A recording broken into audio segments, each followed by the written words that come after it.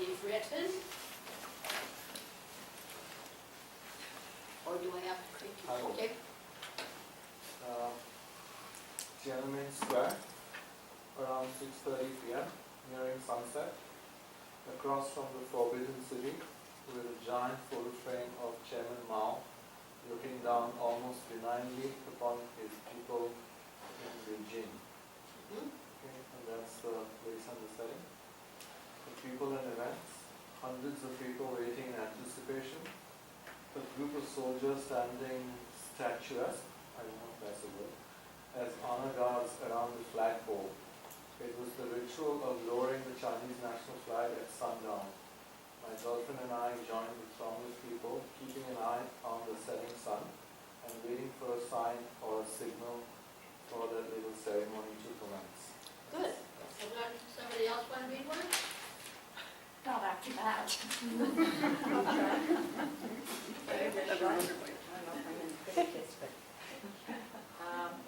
Was in Costa Rica, 1988, jungle in the center of a jungle ranch, and all around you see sloths and they spit, fire ants, and before you go out, make sure your boots are all, no bear skin.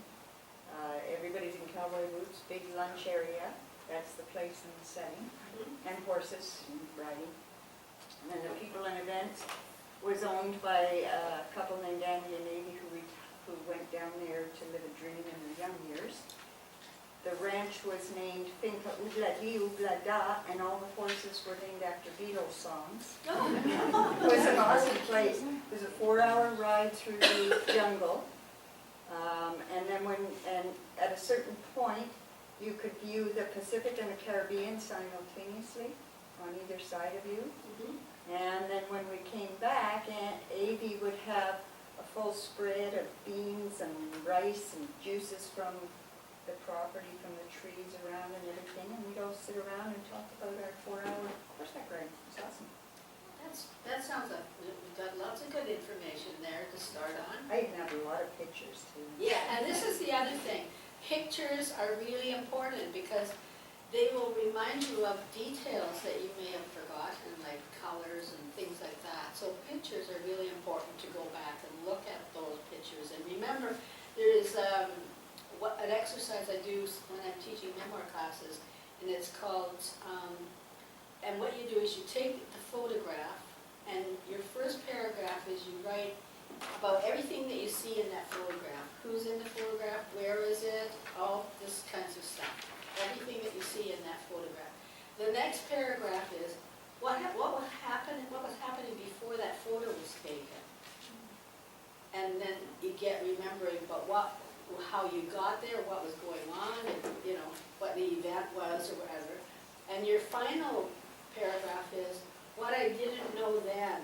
And it's like something that happened after the photo was taken. It could be the next day or it could have been a year later, but something that you couldn't have foreseen happening when the photo was being taken that happened later.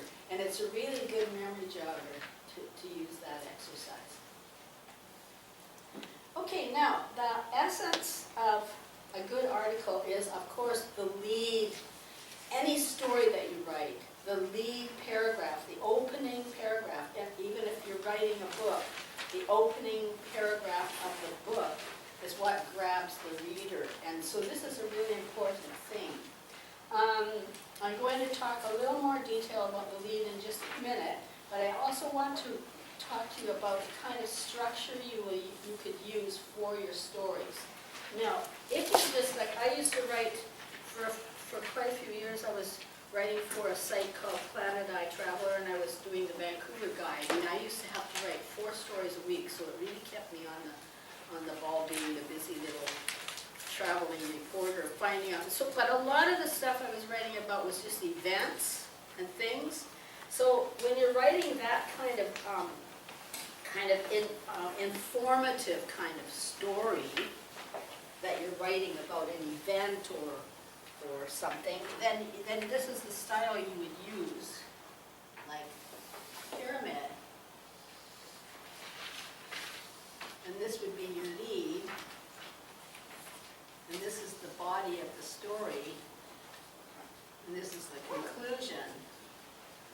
in this kind of a story, it doesn't matter if you have to edit it, it doesn't matter if you cut it off here, you can still, it will still work.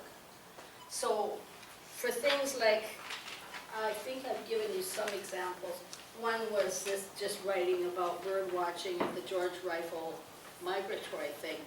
I could have made it into a more informative story, but I was just writing it as an informative one.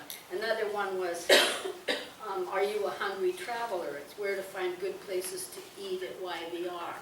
Those kinds of things are called informative articles. And there's always a place for them, you know, telling you what to pack in your suitcase if you're going to South America or something like that. Those are informative articles. And there's a lot of places that you can write those. I did one here that was just, we went on a tour, on a food tour of Richmond. And so I wrote this one called Zen and the Art of Asian Dining, because we're going around to all these different Asian places to eat. And I made it interesting, so it wasn't just straight facts. It was an interesting journey, but it was basically just about that, about going to find these places to eat. Now, the most popular way of writing your story is to write it in what they call a circular style.